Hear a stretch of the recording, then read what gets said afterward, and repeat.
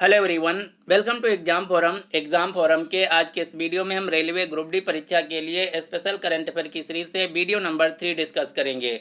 इससे पहले इस सीरीज में हमारे टोटल 2 वीडियो आ चुके हैं। इस सीरीज में हम पिछले 1.5 साल के जो मोस्ट इंपॉर्टेंट करंट अफेयर्स के क्वेश्चन हैं उन सभी क्वेश्चंस को डिटेल में एक साथ कवर कर रहे हैं। तो चलिए शुरू करते हैं अब आज का वीडियो। आज का पहला क्वेश्चन है, किस राज्य ने कोविड-19 में अपने पति को खोने वाली महिलाओं की मदद के लिए मिशन वात्सल्य शुरू किया है? तो इस क्वेश्चन का राइट आंसर है बी, महाराष्ट्र राज्य ने। यहाँ पर आपको ध्यान देना है, इसी से रिलेटेड कुछ अन्य योजनाएं हैं, जैसे कोविड-19 के कारण अपने माता पिता को खो चुके अनाथ बच्चों के लिए मुख्यमंत्री शिशु सेवा योजना असम राज्य के द्वारा शुरू की गई है। मुख्यमंत्री बाल सेवा योजना उत्तर प्रदेश राज्य के द्वारा शुरू की गई है। मुख्यमंत्री वात्सल्य योजना उत्तराखंड राज्य के द्वारा शुरू की गई है। जबकि कोविड-19 के कारण अपने माता पिता को खो चुके अनाथ बच्चों के लिए केंद्र सरकार के द्वारा PM cares for children scheme शुरू की गई है। अगला क्वेश्चन है, पैरालंपिक 2021 में सुमित अंतिल ने स्वर्ण पदक जीता था। आपको बताना है कि सुमित अंतिल का संबंध किस खेल से था। तो इस क्वेश्चन का राइट आंसर है सुमित अंतिल, जो कि एक भाला फेंक खिलाड़ी हैं। ये जो क्वेश्चन है बहुत ही महत्वपूर्ण है। अब आपको यहाँ से 3-4 क्वेश्चन याद रखना है। ओलंपिक खेल 2021 से निश्चित ही आपके परीक्षा में एक क्वेश्चन पूछा जा सकता है। टोक्यो 2021 जो पैरालंपिक खेल हैं, इसमें भारत ने टोटल 19 मेडल जीता था, जिसमें से 5 गोल्ड, 8 सिल्वर तथा 6 ब्रॉन्ज थे। भारत की रैंक थी 24। अब आपको ये 5 खिलाड़ियों के नाम याद रखने हैं जिन्होंने टोक्यो पैरालंपिक खेल में गोल्ड मेडल जीता था। ये 5 खिलाड़ी कौन कौन से हैं?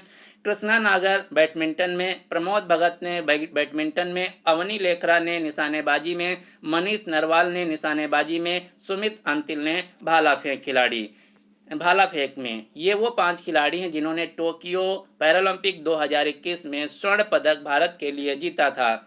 इसके अलावा एक अन्य खिलाड़ी का नाम याद रखना जो कि सबसे ज़्यादा चर्चा में रहे। इनका नाम है सुभाष यथिराज, जो कि बैडमिंटन में रजत पदक जीता था। ये वर्तमान में उत्तर प्रदेश के नोएडा जिला के डीएम हैं, यानी कि डिस्ट्रिक्ट मजिस्ट्रेट हैं, इसलिए सबसे ज़्यादा चर्चा में रहे। ये तो बात हो गई टोक्यो पैरालंपिक खेल की। यदि बात की जाए टोक्यो ओलंपिक 2021 की, तो टोक्यो ओलंपिक 2021 में भारत ने कुल 7 पदक जीता था, जिसमें से 1 स्वर्ण पदक था, 2 रजत पदक थे और 4 कांस्य पदक थे। भारत की टोक्यो ओलंपिक 2021 में ओवरऑल रैंक थी 48।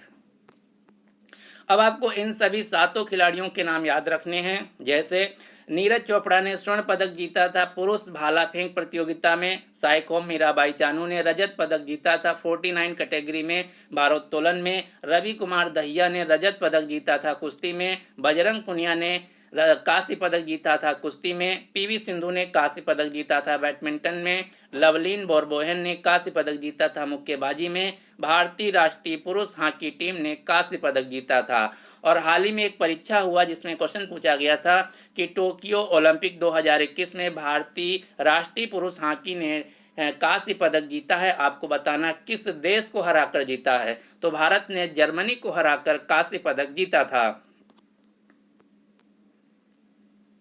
अब आपको 4 क्वेश्चन याद रखने हैं टोक्यो ओलंपिक से, जो कि अब तक की करीब 8 से 10 बार परीक्षा में पूछे जा चुके हैं। क्वेश्चन क्या है?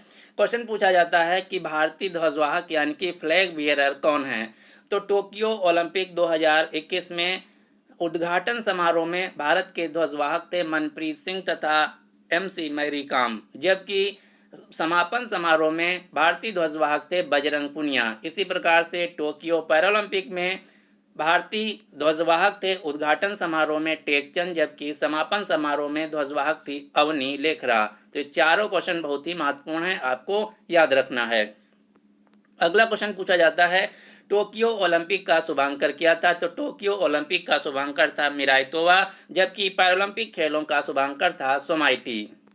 एक क्वेश्चन जनरल नॉलेज से बार बार पूछा जाता है कि जो पैरालंपिक खेल है, पैरालंपिक खेलों का जनक किसे कहा जाता है? पैरालंपिक खेलों का जनक कहा जाता है लुडविन गुटमैन को, और पैरालंपिक खेलों की शुरुआत होती 1960 में, जबकि आधुनिक ओलंपिक खेलों की शुरुआत होती है एथेंस से 1896 में। जो ओलंपिक कमेटी है इसका मुख्यालय है स्विट्जरलैंड के लाउजेन शहर में। वर्तमान में अध्यक्ष हैं थॉमस बाग। भारतीय ओलंपिक संघ के अध्यक्ष हैं अनिल खन्ना। 2020 में जो कि 2021 में खेला गया है ग्रीष्मकालीन ओलंपिक खेल जापान की राजधानी टोक्यो में, 2024 में खेला जाएगा फ्रांस की राजधानी पेरिस में, 2028 में अमेरिका के लॉस एंजल्स शहर में, जबकि 2032 के ग्रीष्मकालीन ओलंपिक खेलों का आयोजन किया जाएगा ऑस्ट्रेलिया के ब्रिस्बेन शहर में। इसी प्रकार से 2022 में शीतकालीन ओलंपिक खेलों का आयोजन किया गया चीन की राजधानी बीजिंग में। इसके 4 साल बाद 2026 में शीतकालीन ओलंपिक खेलों का आयोजन किया जाएगा इटली के मिलान तथा कोर्टिना शहरों में। एक क्वेश्चन और आपको याद रखना है, 2022 के जो शीतकालीन बीजिंग ओलंपिक थे इनका शुभांकर था विग डोएनडोएन। इसी प्रकार से ओलंपिक यूथ गेम्स होते हैं। 2024 के जो शीतकालीन ओलंपिक यूथ गेम्स हैं इनका आयोजन दक्षिण कोरिया के गंगवान शहर में किया जाएगा, जबकि 2026 के ग्रीष्मकालीन यूथ ओलंपिक गेम्स का आयोजन सेनेगल के डकार में किया जाएगा। वर्तमान में जो कॉमनवेल्थ गेम्स 2022 हैं, राष्ट्रमंडल खेल 2022 हैं, ये यूनाइटेड किंगडम के बर्मिंघम शहर में खेले जा रहे हैं। यहाँ से जो परीक्षा में क्वेश्चन है मुश्किल ही पूछा जाए, क्योंकि इनका आयोजन अभी 31 जुलाई 2022 को ही शुरू हुआ है। तो बस आपको याद रखना है कि जो कॉमनवेल्थ गेम्स 2022 हैं इनका आयोजन यूनाइटेड किंगडम के बर्मिंघम में हुआ है। अगला क्वेश्चन है, पुणे स्थित सेना खेल संस्थान आर्मी स्पोर्ट्स इंस्टीट्यूट स्टेडियम का नाम बदलकर क्या कर दिया गया? तो इस क्वेश्चन का राइट आंसर है नीरज चोपड़ा स्टेडियम। यहाँ से क्वेश्चन इस प्रकार से भी पूछा जा सकता है कि नीरज चोपड़ा स्टेडियम कहाँ पर स्थित है? तो उत्तर होगा पुणे महाराष्ट्र में।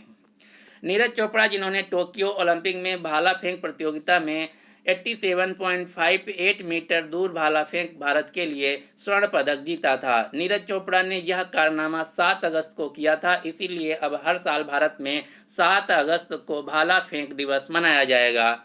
नीरज चोपड़ा से संबंधित अब आपको कुछ क्वेश्चन याद रखने हैं, जैसे नीरज चोपड़ा को प्रतिष्ठित 2022 Laureus world breakthrough of the year award के लिए नामांकित किया गया था, लेकिन इन्होंने फाइनल में जगह नहीं बना पाई। नवदीप सिंह गिल के द्वारा एक किताब लिखी गई है नीरज चोपड़ा के ऊपर, जिसका नाम है गोल्डन बॉय नीरज चोपड़ा। अगला क्वेश्चन है, नीरज चोपड़ा को राष्ट्रपति रामनाथ कोविंद जी के द्वारा परम विशिष्ट सेवा तथा भारत का चौथा सबसे बड़ा सम्मान पद्मश्री से सम्मानित किया गया है। Tata AIA life insurance company ने नीरज चोपड़ा को अपना ब्रांड एम्बेसडर बनाया है। RBI ने भी बैंकिंग धोखाधड़ी में जागरूकता फैलाने के लिए नीरज चोपड़ा को ब्रांड एम्बेसडर नियुक्त किया है। इसी प्रकार से एक प्लांट बेस्ड मीट कंपनी है good.com, इन्होंने भी नीरज चोपड़ा को अपना ब्रांड एम्बेसडर बनाया है। मेजर ध्यानचंद रत्न पुरस्कार 2021 से नीरज चोपड़ा को सम्मानित किया गया है। 2021 में टोटल 12 खिलाड़ियों को मेजर ध्यानचंद खेल रत्न पुरस्कार दिया गया है, जिनमें से एक खिलाड़ी नीरज चोपड़ा भी हैं। अगला क्वेश्चन है, दुनिया के सबसे ऊंचे मूवी थिएटर का उद्घाटन कहाँ किया गया? तो इस क्वेश्चन का राइट आंसर है भारत के केंद्र शासित प्रदेश लद्दाख में, जिसकी ऊंचाई है 11,562 फीट। और यहीं पर दुनिया के सबसे ऊंचे mobile air traffic control ATC tower का भी निर्माण किया गया है। और लद्दाख में ही दुनिया की सबसे ऊंची मोटर योग्य सड़क 19,300 फीट की ऊंचाई पर बनाई गई है पूर्वी लद्दाख के उमलिंगला दर्रे में। जल के महत्व के बारे में जानकारी देने के लिए लद्दाख में पानी माह का या जल माह का आयोजन किया गया। जम्मू कश्मीर उच्च न्यायालय का नाम बदलकर अब जम्मू और कश्मीर और लद्दाख उच्च न्यायालय कर दिया गया है। इसमें जो लद्दाख शब्द है एडिशनल ऐड कर दिया गया है। लद्दाख जो केंद्र शासित प्रदेश है ये ऑर्गेनिक स्टेट बनना चाहता है, जिसके लिए वर्ष 2025 तक के लिए ऑर्गेनिक स्टेट बनने के लिए सिक्किम राज्य के साथ समझौता किया है। लद्दाख केंद्र शासित प्रदेश में युवान टैब योजना शुरू की गई है, जिसके तहत कक्षा 6 से लेकर 12वीं तक की स्कूली छात्रों को फ्री में टैबलेट दिए जाएंगे। केंद्र शासित प्रदेश लद्दाख ने हेम तेंदुए को 2022 में राज्य का पशु, जबकि काली गर्दन वाली क्रेन को राज्य का पक्षी घोषित किया है। ये जो क्वेश्चन है बहुत ही महत्वपूर्ण है, क्योंकि इसका अनाउंसमेंट 2022 में ही किया गया था, इसलिए बहुत ही महत्वपूर्ण हो जाता है, आपको याद रखना है। वैसे भी ग्रुप डी में जब इससे पहले परीक्षा हुई थी, उसमें पूछा गया था कि जो काला हिरन है वह किस राज्य का राजकीय पशु है? तो यदि इस बार कोई पशु पूछा जाता है राज्य से संबंधित तो लद्दाख से ही निश्चित पूछा जाएगा। लद्दाख का पहला केंद्रीय विश्वविद्यालय बन रहा है जिसका नाम है सिंधु केंद्रीय विश्वविद्यालय, जो कि सिंधु नदी के नाम पर रखा गया है। लद्दाख केंद्र शासित प्रदेश की राजधानी है लेह। यहाँ पर दो जिले हैं, लेह और करगिल। यहाँ के वर्तमान में उपराज्यपाल हैं राधा कृष्ण माथुर। जो लद्दाख केंद्र शासित प्रदेश है इसका गठन होता है 31 अक्टूबर 2019 को जम्मू कश्मीर राज्य से अलग होकर। वर्तमान में भारत में कुल 28 राज्य तथा 8 केंद्र शासित प्रदेश हैं। ये आरआरबी एनटीपीसी सीबीटी 1 परीक्षा में क्वेश्चन पूछा गया था। अगला क्वेश्चन है असंगठित यानी कि अनऑर्गेनाइज्ड सेक्टर के श्रमिकों को सरकारी योजनाओं का लाभ देने के लिए ई श्रम पोर्टल किस मंत्रालय के द्वारा शुरू किया गया है? तो ई श्रम पोर्टल शुरू किया गया श्रम और रोजगार मंत्रालय के द्वारा। अब आपको कुछ पोर्टल के नाम याद रखना है, ऐप पोर्टल या वेबसाइट के नाम याद रखना है, जहां से परीक्षा में डायरेक्ट क्वेश्चन पूछा जाता है कि दिया गया पोर्टल किस मंत्रालय के द्वारा शुरू किया गया है। तो ये है कुछ पोर्टल, जैसे फास्टर सॉफ्टवेयर सुप्रीम कोर्ट के द्वारा शुरू किया गया है, सुपेश पोर्टल सुप्रीम कोर्ट के द्वारा शुरू किया गया है, प्रूफ नाम का एप्लीकेशन तथा सतर्क नागरिक ऐप जम्मू कश्मीर राज्य के द्वारा शुरू किया गया है, सेहत ईओपीडी रक्षा मंत्रालय के द्वारा, मधु क्रांति पोर्टल कृषि मंत्रालय के द्वारा, ई संता पोर्टल वाणिज्य और उद्योग मंत्रालय के द्वारा, women bill platform Google company के द्वारा, युक्त धारा पोर्टल विज्ञान और प्रौद्योगिकी मंत्रालय के द्वारा, सेज पोर्टल सामाजिक न्याय और अधिकारिता मंत्रालय के द्वारा, असीम पोर्टल कौशल विकास और उद्यमिता मंत्रालय के द्वारा, प्राण पोर्टल पर्यावरण वन और जलवायु परिवर्तन मंत्रालय के द्वारा। यूपीपीसीएस 2022 का जो पेपर हुआ है उसमें क्वेश्चन पूछा गया था प्राण पोर्टल किससे संबंधित है?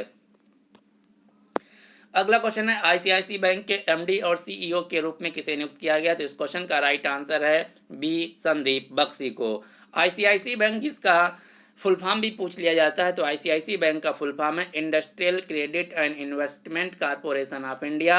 आईसीआईसी बैंक का मुख्यालय है बड़ोदरा, जिसका मुख्य टैग लाइन है हम है ना ख्याल आपका। अगला क्वेश्चन है काजिंद नाम की जो एक्सरसाइज है भारत किस देश के साथ कंडक्ट करता है? तो जो काजिंद नाम की एक्सरसाइज है इसको भारत कजाकिस्तान देश के साथ कंडक्ट करता है। कजाकिस्तान देश जो कि एक सेंट्रल एशिया यानी कि मध्य एशियाई देश है, जिसकी राजधानी है नूर सुल्तान। इसी प्रकार से भारत खंजर नाम की जो एक्सरसाइज है किर्गिस्तान देश के साथ कंडक्ट करता है। अब आपको 5 देशों के नाम याद रखने हैं। ये जो 5 देश हैं मध्य एशियाई देश हैं। यहीं से बार बार परीक्षा में इनकी या तो राजधानी पूछा जाता है या फिर यहाँ से इनकी मुद्रा के नाम पूछा जाता है। ये 5 मध्य एशियाई यानी कि सेंट्रल एशियन कंट्रीज कौन कौन सी हैं? कजाकिस्तान जिसकी राजधानी है नूर सुल्तान, यहाँ की मुद्रा है टेंजी। किर्गिस्तान जिसकी राजधानी है बिश्केक, यहाँ की मुद्रा है सोम। उज्बेकिस्तान जिसकी राजधानी है ताशकंद, जिसकी मुद्रा है सोम। तजाकिस्तान की राजधानी है दुशांबे, मुद्रा है सोमानी। तुर्कमेनिस्तान की राजधानी अशगाबाद और इसकी मुद्रा है मन्नत। तो इन 5 देशों की राजधानी तथा इनकी मुद्रा के नाम याद रखने हैं। अब आपको कुछ महत्वपूर्ण जो एक्सरसाइज हैं, सैन्य अभ्यास हैं जो कि भारत अन्य देशों के साथ कंडक्ट करता है, उन सभी को एक साथ याद रखना है, क्योंकि यहाँ से भी बार बार परीक्षा में क्वेश्चन पूछा जाता है। भारत जापान के साथ कुल 4 मिलिट्री एक्सरसाइज कंडक्ट करता है। ये 4 सैन्य अभ्यास कौन कौन सी हैं? सिन्यू मैत्री सैन्य अभ्यास, सहयोग कयाजिन सैन्य अभ्यास, धर्मा गार्जियन सैन्य अभ्यास, मालाबार एक्सरसाइज। मालाबार एक्सरसाइज में भारत, जापान, ऑस्ट्रेलिया और अमेरिका क्वाड के 4 देश पार्टिसिपेट करते हैं। ये सभी सैन्य अभ्यास जो कि भारत जापान देश के साथ कंडक्ट करता है। इसी प्रकार से भारत अमेरिका देश के साथ वज्र प्रहार सैन्य अभ्यास, युद्ध अभ्यास सैन्य अभ्यास तथा टाइगर ट्रायम्फ नाम की सैन्य अभ्यास कंडक्ट करता है। भारत मालदीव देश के साथ एक्वेरियन नाम की एक्सरसाइज कंडक्ट करता है। मंगोलिया देश के साथ नोमैडिक एलिफेंट नाम की एक्सरसाइज कंडक्ट करता है। बांग्लादेश के साथ भारत संप्रीति नाम की सैन्य अभ्यास कंडक्ट करता है, जबकि संयुक्त अरब अमीरात यूएई देश के साथ डेजर्ट ईगल नाम की सैन्य अभ्यास कंडक्ट करता है। इसी प्रकार से भारत फ्रांस देश के साथ 3 मिलिट्री एक्सरसाइज करता है। ये 3 मिलिट्री एक्सरसाइज कौन कौन सी हैं? शक्ति, गरुणा और वरुणा। शक्ति, गरुणा और वरुणा जो सैन्य अभ्यास हैं भारत फ्रांस देश के साथ कंडक्ट करता है। लेकिन यहाँ पर आपको बहुत ही सावधानी से काम चलाना है। यदि आपको शक्ति दिख जाए तो इससे रिलेटेड 4-5 एक्सरसाइज हैं। यदि आपको सिर्फ शक्ति दिखे तो उत्तर होगा फ्रांस। लेकिन यहीं पर यदि आपसे पूछा जाए गरुण शक्ति या फिर समुद्र शक्ति सैन्य अभ्यास भारत किस देश के साथ करता है, तो गरुण शक्ति और समुद्र शक्ति जो सैन्य अभ्यास है ये भारत इंडोनेशिया देश के साथ कंडक्ट करता है। मित्र शक्ति सैन्य अभ्यास भारत श्रीलंका देश के साथ करता है, जबकि हरिमाऊ शक्ति नाम की जो सैन्य अभ्यास है भारत मलेशिया देश के साथ कंडक्ट करता है। तो ये हैं कुछ कंफ्यूजिंग मिलिट्री एक्सरसाइज जिनके साथ शक्ति नाम का वर्ड जुड़ा हुआ है। तो ये था आज का हमारा कंप्लीट करंट अफेयर्स का वीडियो। आई होप आप सभी को पसंद आया होगा। यदि आपको वीडियो पसंद आया तो प्लीज़ इस वीडियो को लाइक कीजिए तथा अपने सभी दोस्तों के साथ जो रेलवे ग्रुप डी परीक्षा की तैयारी कर रहे हैं उनके साथ इस वीडियो को शेयर जरूर कीजिए। So finally thanks for watching exam forum.